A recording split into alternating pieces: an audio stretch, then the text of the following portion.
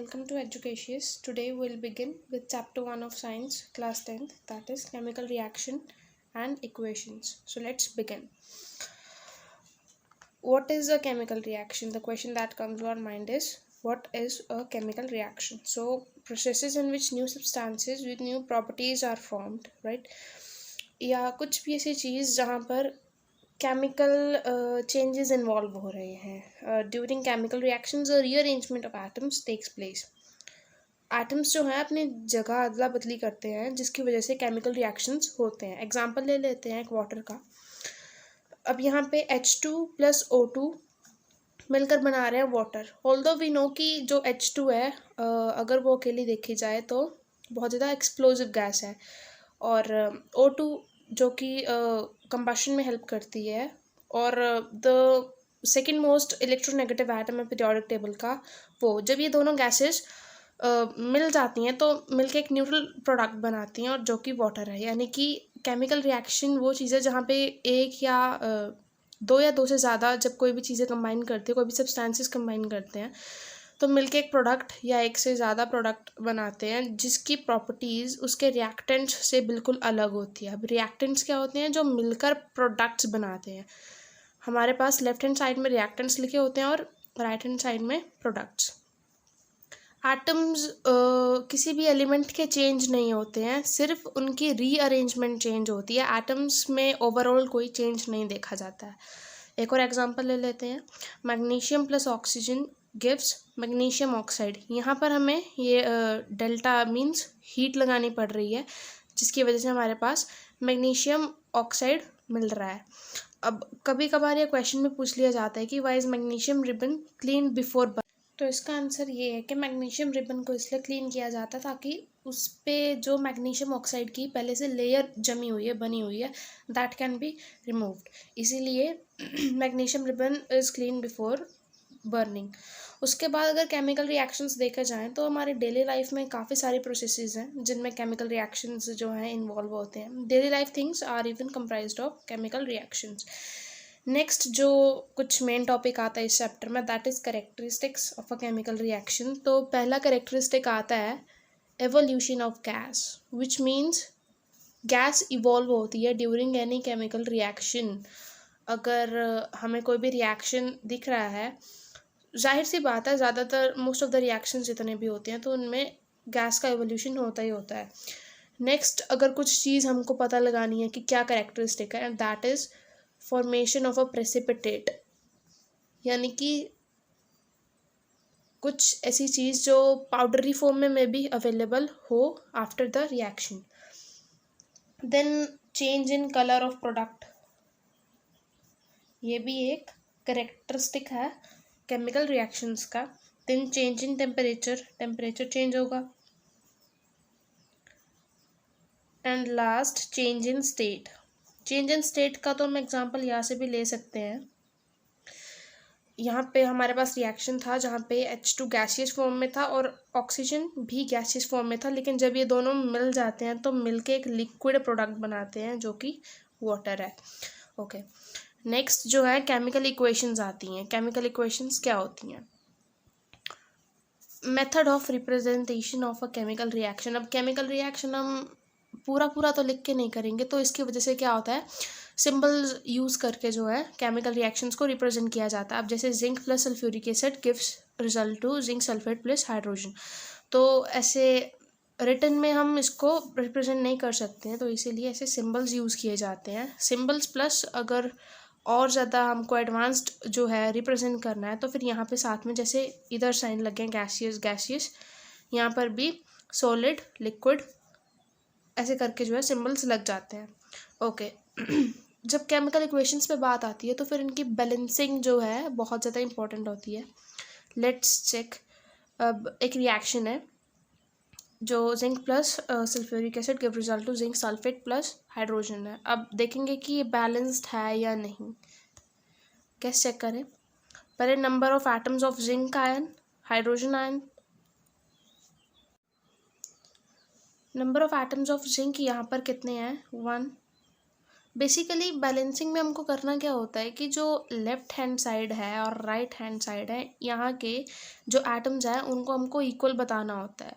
मतलब बैलेंसिंग करनी होती है, यानी कि इक्वल रखने होते हैं। इधर जितने एटम्स हैं उतने ही इधर एटम्स होने चाहिए, बिकॉज जो केमिकल इक्वेशंस है वो law of conservation of mass जो है फॉलो करती हैं, विच मीन्स कि अगर जो इस साइड का मास है, जो इस साइड के एटम्स हैं, जो यहाँ का कंटेंट है, वो इधर भी सेम होना चाहिए। अब यहाँ पर जिंक एटम्स कितने हैं, 1, और H के पैर में 2 लगा, दिस मीन्स कि H एटम्स हमारे पास 2 हैं, सल्फर का 1 है एंड ऑक्सीजन के 4 एटम्स हैं। सेम इस साइड अगर देखा जाए तो जिंक का 1 है, सल्फर का 1 है, ऑक्सीजन का 4 है एंड हाइड्रोजन के 2 है। अब यहाँ पे जिंक 1 है दोनों साइड, हाइड्रोजन भी दोनों साइड 2 है, सल्फर भी दोनों साइड 1 है और ऑक्सीजन भी दोनों साइड 4 है। दिस मीन्स कि दिस इक्वेशन इज बैलेंस्ड। अगर बैलेंसिंग आप बिल्कुल बिगिनर की तरह जो है सीख रहे हैं तो फिर इस तरह से कर सकते हैं। अदरवाइज जो बैलेंसिंग होती है, वेल ये तो बैलेंस्ड इक्वेशन है। जो अनबैलेंस्ड इक्वेशंस होती हैं उनमें होता क्या है कि यहाँ जैसे जो है, जो भी हमारी वैल्यू होगी लाइक 1 2 3 और what ever the value will be, वो आगे पुट कर दी जाती है। अभी तो हमने की थी एक बैलेंस्ड इक्वेशन, उसको चेक किया कि वो बैलेंस्ड है या नहीं। अब हम आएंगे अनबैलेंस्ड इक्वेशंस पे। अब जैसे hydrogen plus oxygen give results to H2O which means water, right. तो एक बार देखेंगे, चेक करेंगे, इधर हाइड्रोजन एटम्स हैं 2 हैं और इधर ऑक्सीजन एटम्स भी 2 हैं। बट अगर हम राइट हैंड साइड आए तो इधर हाइड्रोजन एटम्स 2 और ऑक्सीजन 1 है। तो अगर इनको बैलेंस करना है तो करेंगे क्या कि अगर हम यहाँ पर 2 लगा दें हाइड्रोजन के आगे और इस साइड भी 2 लगा दें हाइड्रोजन के आगे, तो बेसिकली 2 इंटू 2 4 एटम्स हो जाएंगे हाइड्रोजन के, और यहाँ पर भी 2 इंटू 2 4 एटम्स हाइड्रोजन के हो जाएंगे।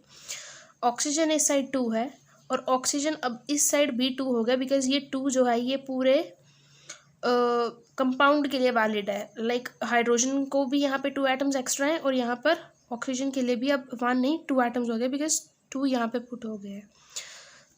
अब नेक्स्ट देखते हैं। सो नेक्स्ट एग्जांपल हमारे पास है हाइड्रोक्लोरिक एसिड का। वो क्या है, H2 plus Cl2 give result to HCl। अब ये इक्वेशन मैंने यहाँ पर बैलेंस्ड कर ही दी है, बिकॉज ईजी है ये।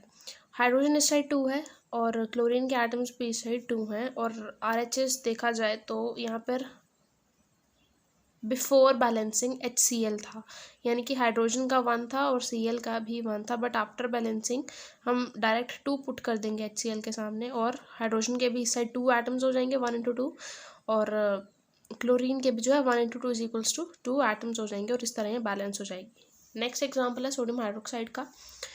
Sodium plus water give result to sodium hydroxide plus hydrogen gas का इवोल्यूशन होता है। जैसे कि हमने अभी पीछे पढ़ा था कि what are the characteristics of a chemical reaction, तो वहाँ पे बताया गया था कि इवोल्यूशन ऑफ गैस होती है, विच मीन्स कि गैस इवॉल्व होती है आफ्टर अ केमिकल रिएक्शन। तो वो जो इवोल्यूशन ऑफ गैस है वो H2 गैस ही है जो इवॉल्व हो रही है।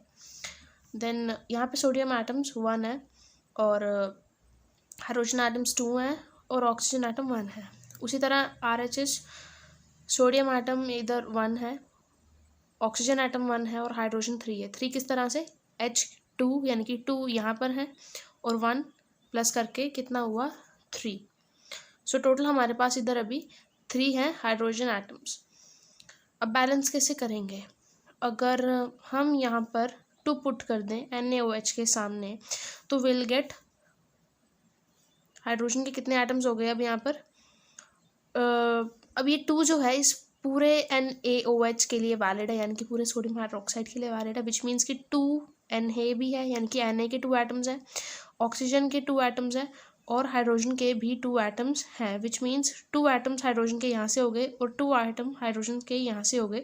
तो फिर अब ये 3 नहीं 2 + 2 4 रहेंगे। अब ऊपर तो मैंने मल्टीप्लिकेशन का सिंबल गया वो इसीलिए बिकॉज यहाँ पर 2 हमने सबसे आगे रखा है, बट इधर बीच में खुद एडिशन का सिंबल है, विच मीन्स कि यहाँ के जो 2 हाइड्रोजन है वो इस 2 हाइड्रोजन के साथ जो है ऐड होंगे, जिसका सम हमारे पास 4 हाइड्रोजन एटम्स निकलेगा। अब यहाँ पर बिकॉज 2 Na के सामने लगा है तो 1 इंटू 2, अब 2 सोडियम के एटम्स हो जाएंगे और 2 ही ऑक्सीजन के एटम्स हो जाएंगे। अब सोडियम इस साइड 2 है तो इस साइड भी हमको 2 करना पड़ेगा, तो उसके लिए will just put 2 here, 2, 1 into 2 is equals to 2। और अब हाइड्रोजन की बारी आई, तो हाइड्रोजन के लिए क्या करेंगे, हाइड्रोजन इधर 4 है तो इधर 2 लगा देंगे, 2 2 जा कितना हो जाएगा 4, 4 4, सोडियम 2 2। अब ऑक्सीजन की बात है तो ऑक्सीजन इस साइड 2 हो गया हमारे पास। अब 2 इस कंपाउंड यानी कि वाटर के आगे 2 लगा है, तो 2 अब हाइड्रोजन के लिए भी वैलिड है और ऑक्सीजन के लिए भी। तो ऑक्सीजन के यहाँ पर भी कितने हो गए, 1 इंटू 2, 2 एटम्स। तो यहाँ पे सोडियम 2 2, हाइड्रोजन 4 4 और ऑक्सीजन 2 2। ओके, सो नेक्स्ट अब हम चलेंगे on the basis of heat changes reaction कितने टाइप्स के होते हैं, that is 2 types, endothermic and exothermic. Endothermic reactions वो होते हैं जिसमें हीट अब्जॉर्ब होती है, लाइक मतलब हमको हीट एनर्जी लगानी पड़ती है ताकि जो है रिएक्शन जो है प्रोसीड हो पाए। ऐसे रिएक्शंस खुद से नहीं होते हैं, हमको या तो फिर कुछ कंडीशंस ऐसी तैयार करनी पड़ती हैं या फिर पीछे से हीट एनर्जी देनी पड़ती है। तो बेसिकली हम ऐसे याद रख सकते हैं, endothermic reactions are those reactions in which heat is absorb और heat is used to proceed a reaction. अब जैसे नाइट्रोजन मोनोऑक्साइड का रिएक्शन दिया हुआ है तो N2+O2, जब this delta sign means heat, ये मैं पहले भी बता चुकी हूँ, डेल्टा मीन्स हीट। तो जब नाइट्रोजन और ऑक्सीजन जो है इन दोनों को आपस में मिक्स किया जाएगा और पीछे से हीट अप्लाई की जाएगी तो हमारे पास नाइट्रोजन मोनोऑक्साइड जो है बनकर तैयार हो जाएगा। नेक्स्ट हम देखेंगे अब कि जितने भी हमारे पास डिकम्पोजिशन रिएक्शंस होते हैं वो सारे एंडोथर्मिक होते हैं। डिकम्पोजिशन रिएक्शन हमारे पास आगे रिएक्शंस के टाइप में आएगा तब वहाँ पर पढ़ेंगे।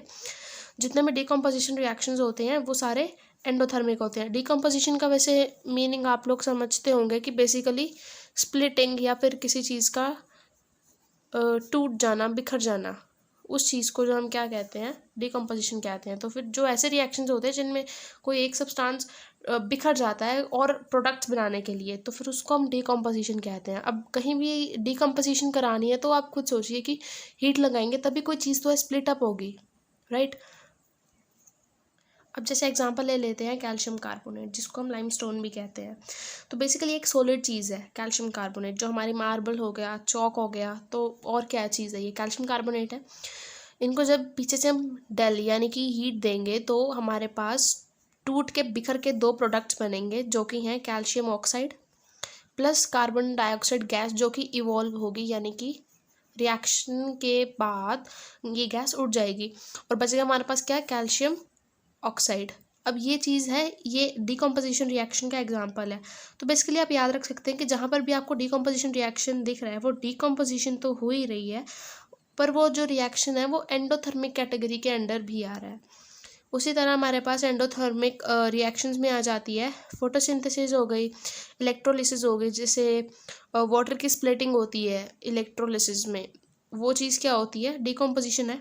और वही चीज़ एंडोथर्मिक भी है, बिकॉज यहाँ पर हमको एनर्जी इलेक्ट्रिसिटी की फॉर्म में देनी पड़ रही है। और फोटोसिंथेसिस यहाँ पर जो एनर्जी हम लगा रहे हैं पीछे से वो लाइट की फॉर्म में मिल रही है। नेक्स्ट हमारे पास आते हैं एक्सोथर्मिक रिएक्शंस, जहाँ पर हीट रिलीज होती है, मतलब कि हमको पीछे से कोई हीट नहीं लगानी पड़ेगी रिएक्शन को प्रोसीड करवाने के लिए, बल्कि रिएक्शन होने के बाद हीट खुद रिलीज होती है, हमको फ़ायदा होता है। All combustion reactions are exothermic. अब जितने भी रिएक्शन जहाँ पर कहीं आग जल रही है, कुछ भी जल रहा है, तो वहाँ पर जो है हीट खुद प्रोड्यूस होगी। अब जैसे एग्जांपल ले लेते हैं, हमारे घरों में, हमारे तो नहीं, चलो कहीं भी आग लग रही है, तो आग लगने से होता क्या है, हमको हीट एनर्जी मिलती है। एक तो जो भी हमारे पास प्रोडक्ट है वो जल रहा है, जल के राख बन रहा है, राइट, ऐश बन रही है, वो तो है ही, और साथ में हमको फ़ायदा क्या होता है कि हमको उससे हीट एनर्जी मिल रही होती है। अब वो जो हीट एनर्जी है वही हीट इज़ रिलीज्ड है यहाँ पर। नेक्स्ट हमारे पास जैसे बर्निंग ऑफ नेचुरल गैस और कंबशन तो मैं बता ही चुकी हूँ। कंबशन का एग्जांपल ले लेते हैं, जैसे मीथेन में अगर हम ऑक्सीजन जो है ऐड करवाएंगे तो हमारे पास प्रोडक्ट्स क्या निकल के आएंगे, कार्बन डाइऑक्साइड, वाटर और साथ में बहुत सारी हीट एनर्जी। रेस्पायरेशन होगी, जैसे ग्लूकोज का टूटना is respiration, if you guys know. जब C6H12O6 में जो है ऑक्सीजन का एडिशन होता है तो जो प्रोडक्ट्स हैं वो कार्बन डाइऑक्साइड वाटर वगैरह में टूट के बिखर जाते हैं। तो वो चीज़ भी हमारे पास क्या है, एक्सोथर्मिक, बिकॉज इसमें होता क्या है, एनर्जी रिलीज़ होती है। अब रिस्पिरेशन हम लोग करते हैं, हमारी बॉडी में ग्लूकोज का ब्रेक डाउन होता है और उसी की वजह से हमारी बॉडी में एनर्जी प्रोड्यूस होती है, जिसकी वजह से हम कुछ भी काम कर पाते हैं। And one more thing, oxygen जो है सेकंड मोस्ट इलेक्ट्रोनेगेटिव एलिमेंट है पीरियोडिक टेबल का, ये मैं बता चुकी हूँ पहले ही। साथ ही साथ ये एक ऐसी गैस है which doesn't burn itself but helps other things to burn, मतलब कि इसकी खुद की कंबशन नहीं होती है बट कंबशन में हेल्प करवाती है oxygen gas. Okay, so next हमारे पास टॉपिक है कि टाइप ऑफ रिएक्शंस। अब रिएक्शंस कितने टाइप्स के होते हैं जो हमारे पास मेन आते हैं, वो सबसे पहले आते हैं कॉम्बिनेशन रिएक्शंस। वो रिएक्शंस जिनमें कोई भी जो है, आगे हम इनको थोड़ा सा डिटेल में करेंगे।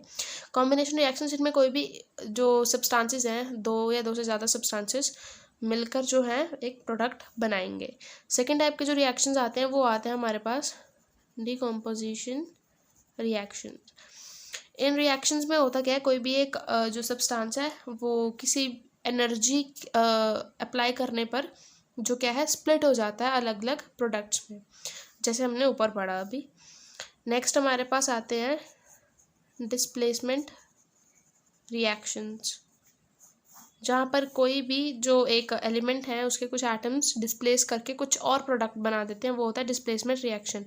नेक्स्ट हमारे पास आता है डबल डिस्प्लेसमेंट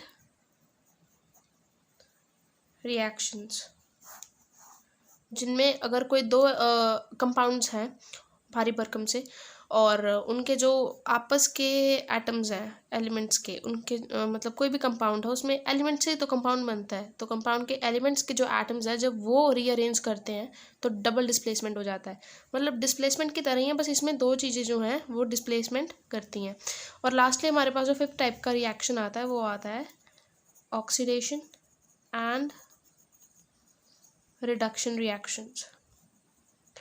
ऑक्सीडेशन जहाँ पर ऑक्सीजन का एडिशन हो रहा है और रिडक्शन जहाँ पर हाइड्रोजन का एडिशन हो रहा है, ये हम आगे और ज़्यादा डिटेल में पढ़ेंगे। तो जो हमारा पहला टाइप का रिएक्शन आता है that is combination reaction in which two और more substances combine to form a single substance. अब जैसे एग्जांपल ले लेते हैं, बिकॉज बोल बोल के सब कुछ नहीं होता है।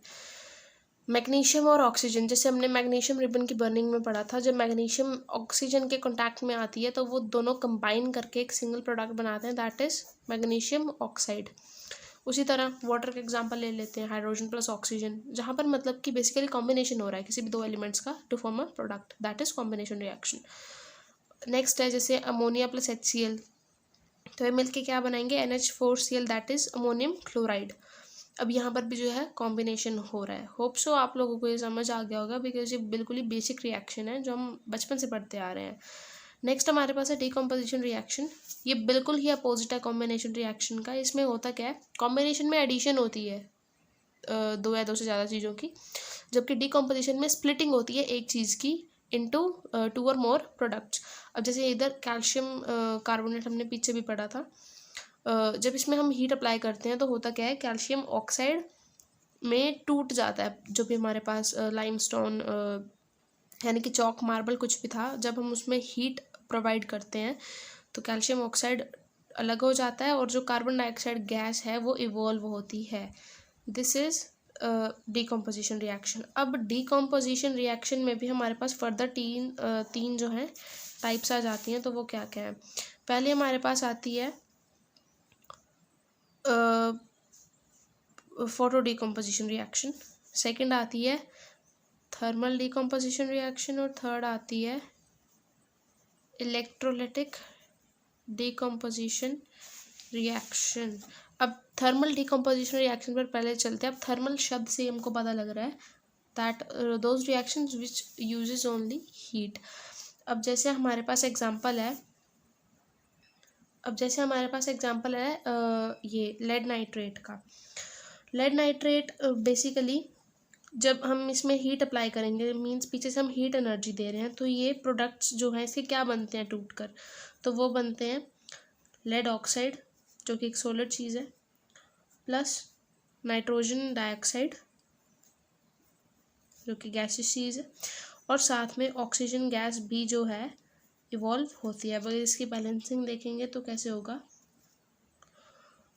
2PbO, यहाँ पर भी 2 लगा देंगे तो इधर नाइट्रोजन अब कितना है, ब्रैकेट लगा है, होल्ट वाइज है, विच मीन्स नाइट्रोजन पहले तो 2 है ही है, और यहाँ पर ये 2 लग गया है तो 2 2 जा 4। उसी तरह से ऑक्सीजन 4 2 जा 8 +2 10 +2 12, तो 3 2 जा 6 2 12, 6 × 2 12। इस तरह से जो है ये रिएक्शन बैलेंस हो गई है। अब नेक्स्ट देखेंगे तो वो आएगा photo decomposition reaction, which means जैसे फोटोसिंथेसिस होती है तो उसमें क्या होता है, लाइट का यूज़, उसी तरह से फोटो डिकम्पोजिशन यानी कि those reactions which involve the use of light. अब AgCl का जो है डिकम्पोजिशन देखते हैं किस तरह से होता है। AgCl में जब हम लाइट एनर्जी पास करेंगे, लाइक सनलाइट हो गया, वो पास करेंगे तब होता क्या है, ये बिखर जाता है टुकड़ों में, यानी कि हमारे पास Ag सिल्वर अलग हो जाता है और जो क्लोरीन है वो अलग हो जाता है। यहाँ पे सिल्वरी सा जो है इसका PPT फॉर्म हो जाता है। PPT means precipitate. नेक्स्ट हमारे पास आता है इलेक्ट्रोलिटिक डिकम्पोजिशन रिएक्शन, जिसमें होता क्या है देखते हैं इधर। NaCl जो कि हमारे पास एक सोडियम सोल्ट है, इसमें से जब हम इलेक्ट्रिसिटी पास करवाएंगे तो इसकी भी जो है डिकम्पोजिशन हो जाएगी। अब डिकम्पोजिशन किस तरह से, सोडियम अलग हो जाएगा, क्लोरीन अलग हो जाएगा, बैलेंसिंग कर देते हैं इसकी, 2Na + Cl2 तो 2NaCl बैलेंस्ड। तो इस तरह से जो है हमारे डिकम्पोजिशन के तीनों टाइप्स इधर ख़त्म होते हैं। एक इम्पॉर्टेंट पॉइंट है that in our body digestion is also an example of decomposition. अब जैसे डाइजेशन होती है, खाना जो है फूड है, ब्रेक डाउन होता है उसका, so that is also decomposition, because जो हम खाते हैं उसी चीज़ के आगे प्रोडक्ट्स बनते हैं रिएक्शंस होकर। नेक्स्ट हमारे पास जो टाइप आती है वो है डिस्प्लेसमेंट रिएक्शन। अब डिस्प्लेसमेंट रिएक्शंस कौन से रिएक्शंस होते हैं, in which one element takes the place of another element in a compound. अब जैसे एग्जांपल ले लेते हैं, डिस्प्लेसमेंट बेसिकली मीन्स कि अपनी जगह से खिसक जाना और किसी और की जगह पर जाकर बैठ जाना। जैसे CuSO4 + Zn, अगर हम कॉपर सल्फेट का, अगर आप लोगों को पता हो तो कॉपर सल्फेट का एक ब्लू सॉल्यूशन होता है जिसमें अगर हम जिंक रॉड डिप करते हैं जो कि सिल्वरी वाइट कलर की होती है, तो हमारे पास सॉल्यूशन फॉर्म होता है ZnSO4 का, विच मीन्स जिंक सल्फेट का जो है सॉल्यूशन फॉर्म हो जाता है, और साथ में हमारे पास कॉपर जो है उस रोड पर डिपॉजिट हो जाता है। तो देख सकते हैं आप इधर बैलेंसिंग तो हो ही रखी है, और ऊपर से बात क्या हुई है कि जो जिंक है बीइंग मोर रिएक्टिव होता क्या है, कॉपर को डिस्प्लेस कर लेता है उसके सॉल्यूशन से, और जिंक सल्फेट अपना एक सॉल्यूशन बना लेता है और कॉपर को अलग कर देता है। रिएक्टिविटी ऑर्डर जो है वो काफ़ी ज़्यादा मायने रखता है डिस्प्लेसमेंट और डबल डिस्प्लेसमेंट रिएक्शन में, बिकॉज जो चीज़ ज़्यादा रिएक्टिव है वही अपने से कम रिएक्टिव चीज़ को डिस्प्लेस कर पाती है। अब जो चीज़ कम रिएक्टिव है किसी चीज़ से, वो डिस्प्लेसमेंट नहीं कर पाएगी। अगर हम और एग्जांपल्स देखें तो फिर एक एग्जांपल हमारे पास आता है कॉपर क्लोराइड और लेड का, which means CuCl2 + Pb, which gives result to PbCl2 + copper. अब यहाँ पर लेड है, उसने क्या किया है, कॉपर को डिस्प्लेस कर दिया उसकी जगह से, और कॉपर की जगह खुद जो है क्लोराइड के साथ बॉन्ड्स बनाकर बैठ गया है। अब यहाँ पर जो है लेड ज़्यादा रिएक्टिव है कॉपर से, जिसकी वजह से वो डिस्प्लेसमेंट कर पाया है, और जिसकी वजह से हमारे पास प्रोडक्ट्स में लेड क्लोराइड बन गया है और साथ में कॉपर अलग हो गया है। Next comes double displacement reactions, वो रिएक्शंस जिनमें compound reacts by exchange of ions to form new compounds.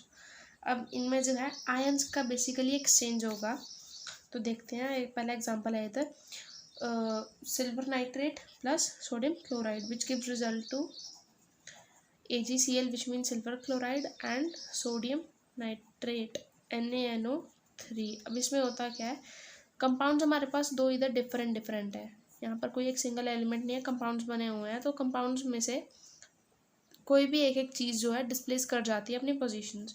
जैसे यहाँ पर सोडियम ने क्लोराइड को छोड़ा, और मतलब बेसिकली क्लोराइड ने सोडियम को छोड़ा, और AgCl जो है हमारे पास एक प्रोडक्ट बना दी है। उसी तरह सोडियम के साथ अब NaNO3 जो है बन गया है। इसी चीज़ को हम डबल डिस्प्लेसमेंट कहते हैं। हालांकि जो डिस्प्लेसमेंट था उसमें कोई एक हमारे पास प्रोडक्ट अलग से बनता था जो कि less reactive and more reactive चीज़ पर जो था बेस्ड था। अब नेक्स्ट एग्जांपल हमारे पास आते हैं BaCl2 एंड Na2SO4। इसमें अगर देखा जाए तो हमारे पास जो प्रोडक्ट बनेगा वो है BaSO4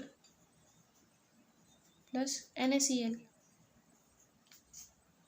बैलेंसिंग देखें तो इधर 2 NaCl हो जाएगा और बाकी सब कुछ बैलेंस्ड है।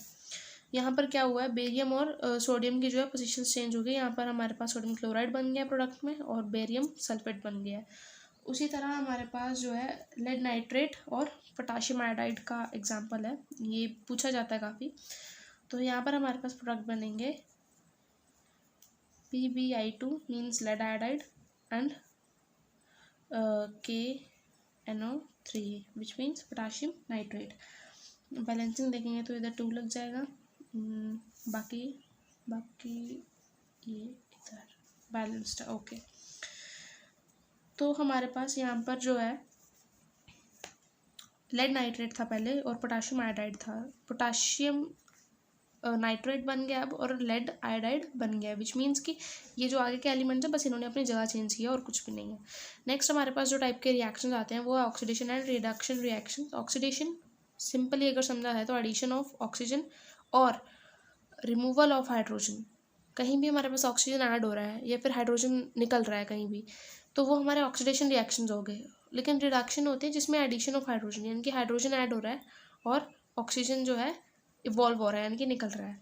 तो जैसे एग्जांपल्स देख लेते हैं हम। ये बेसिकली इस रिएक्शन में जो हमारे पास ऑक्सीडेशन भी हो रही है और रिडक्शन भी हो रही है। अब किस तरह से देखेंगे, पहले कॉपर के साथ ऑक्साइड, यहाँ पर कॉपर ऑक्साइड है, विच मीन्स कि कॉपर के साथ ऑक्साइड ऑक्सीजन जो एलिमेंट है उन दोनों का बॉन्ड बनकर इधर कॉपर ऑक्साइड बना है। अब जब हम इसको हाइड्रोजन के प्रेजेंस में हीट करेंगे तो जो कॉपर है वो कॉपर ऑक्साइड है वो कॉपर बन जाएगा। बेसिकली उन्होंने किया क्या, इधर यहाँ पर जो है ऑक्सीजन हट गया है। पहले तो ऑक्सीजन था, कॉपर ऑक्साइड था, लेकिन अब ऑक्सीजन हट गया, मतलब कि कॉपर अकेला रह गया। अब जहाँ पर ऑक्सीजन हटा है वहाँ पर रिमूवल ऑफ ऑक्सीजन हुआ है, तो विच मीन्स कि यहाँ पर रिडक्शन हो रही है, राइट। अब हाइड्रोजन है, पहले वो अकेला था और उसके साथ अब ऑक्सीजन आ गया है, विच मीन्स यहाँ पर क्या हुई है, एडिशन ऑफ ऑक्सीजन, तो उसको क्या कहेंगे, ऑक्सीडेशन। अब एक और एग्जांपल ले लेते हैं, that is H2S + Cl2 give result two sulphur and hydrochloric acid. अब हाइड्रोजन सल्फाइड जो है, पहले उसमें हाइड्रोजन था, अब सिर्फ सल्फर अकेला रह गया है, विच मीन्स कि यहाँ पर पहले हाइड्रोजन था अब नहीं है, तो मतलब कि रिमूवल ऑफ हाइड्रोजन हुआ है। और रिमूवल ऑफ हाइड्रोजन को हम क्या कहते हैं, ऑक्सीडेशन कहते हैं, विच मीन्स यहाँ पर क्या हुआ है, ऑक्सीडेशन। उसी तरह पहले क्लोरीन अकेला था, अब उसके साथ जो है हाइड्रोजन ऐड हो गया है, तभी तो ये HCl बना ना। तो यहाँ पर हाइड्रोजन का जो है एडिशन हो रहा है, विच मीन्स कि क्या हुआ, रिडक्शन प्रोसेस हुई है। तो इन्हीं को जो है हम रिएक्शंस को क्या कहते हैं, मतलब कि ऑक्सीडेशन और रिडक्शन रिएक्शंस। कोई ऐसा रिएक्शन जिसमें ऑक्सीडेशन भी हो रही है जैसे इसमें हो रही है एंड रिडक्शन भी हो रही है जैसे इसमें भी हो रही है, ऑक्सीडेशन हो रही है, रिडक्शन हो रही है, ऐसे रिएक्शंस को हम क्या कहते हैं, रिडॉक्स रिएक्शंस। ये हायर क्लासेस में जो है और भी ज़्यादा इलैबोरेटेड टॉपिक है, उसको छोड़ेंगे अभी। नेक्स्ट हमारे पास आता है कि डेली लाइफ में हमारे पास क्या इफेक्ट्स होते हैं ऑक्सीडेशन के और रिडक्शन के। सबसे पहला जो आता है ऑक्सीडेशन का वो है कोरोजन ऑफ मेटल्स, यानी कि मेटल्स का ख़राब हो जाना। जब हम कहते हैं ना कोरोजन से हमारे दिमाग में आता क्या है, जंग लगना, और जंग लगता किसको है, आयरन को। Metals are eaten up by the action of air, moisture और केमिकल। काफ़ी दिनों तक अगर कोई चीज़ मेटालिक चीज़ बाहर रहे तो एयर के एक्सपोजर से या फिर मॉइस्चर की वजह से या बारिश या कोई भी मतलब किसी भी तरह के ऐसे एरियल चीज़ की वजह से जो है हमारा मेटल जो है ख़राब हो जाता है। अब rusting of iron metal is the most common form of corrosion. सभी ने देख रखी है रस्टिंग होता क्या, जंग लग जाता है लोहे को काफ़ी टाइम तक अगर मॉइस्चर के कॉन्टैक्ट में रहे। अब उसी तरह अगर हम कॉपर के केस में देखें तो उस चीज़ को हम पैटिना कहते हैं, मतलब कि रस्टिंग तो नहीं कह सकते, कोरोजन ऑफ कॉपर। अब जैसे स्टैचू ऑफ लिबर्टी का एग्जांपल ले लेते हैं, तो स्टैचू ऑफ लिबर्टी की अगर हम रिसेंट फ़ोटोज़ देखें तो वो ग्रीन इन कलर दिखती है। बेसिकली वो ग्रीन कलर की नहीं है, वो एक कॉपर की स्टैचू है। अब कॉपर काफ़ी टाइम से मॉइस्चर के कांटेक्ट में है, जिसकी वजह से उसका क्या है, कलर ग्रीन फिर गया है। वैसे वो ग्रीन है नहीं, ब्राउन कलर की जो थी स्टैचू थी, बट अब मॉइस्चर के कांटेक्ट में था तो इसीलिए अब वो ग्रीन कलर की दिखती है। तो वो चीज़ जो है कोरोजन कहलाती है। अब कोरोजन के लिए हमारे पास एक एम्पेरिकल फॉर्मूला है आयरन के कोरोजन के लिए। तो वो क्या है, Fe+O2 plus X moles of H2O give result to Fe2O3 dot X H2O। अब बैलेंसिंग कर देंगे इसकी, तो ये हो जाएगा 3O2 और इधर 4Fe, ऐसे होगा। तो ये चीज़ जो है हमारे पास एक एम्पेरिकल और जनरल फार्मूला जिसे हम बोल लेंगे वो चीज़ है। तो कभी कभार पूछ लिया जाता है, वैसे ऐसे मतलब रटने वाली चीज़ है ये। तो ये आपको पता होना चाहिए। अब जो ये रस्टिंग ऑफ आयरन है, ये भी जो क्या है, एक तरह से रिडॉक्स रिएक्शन ही है, बिकॉज इसमें हमारे पास एडिशन ऑफ ऑक्सीजन हो रहा है, बीच बीच में हाइड्रोजन की जो है पोजीशन चेंज हो रही है, तो फिर ये भी एक रिडॉक्स रिएक्शन की कैटेगरी में इंक्लूड किया जाता है। नेक्स्ट हमारे पास टॉपिक आता है रैंसिडिटी। अब रैंसिडिटी क्या होता है, स्पॉइलेज ऑफ फूड, यानी कि it is the condition produced when,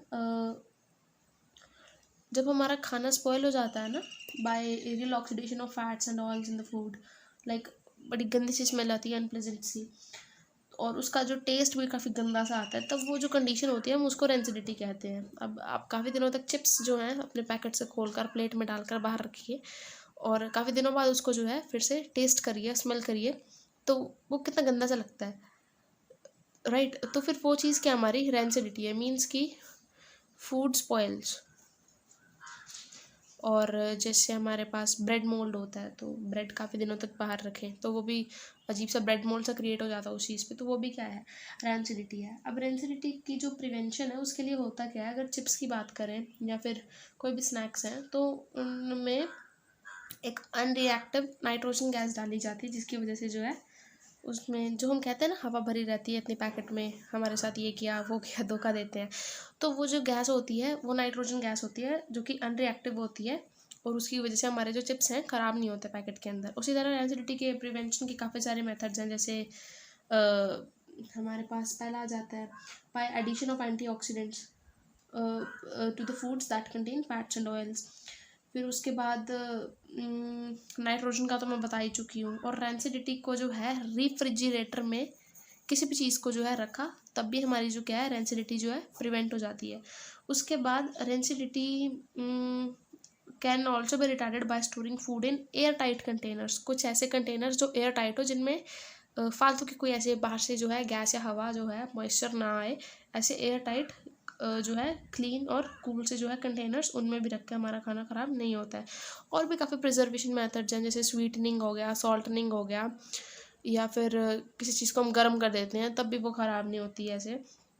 और जैसे रैंसिडिटी कैन ऑल्सो भी retarded bye storing foods away from light.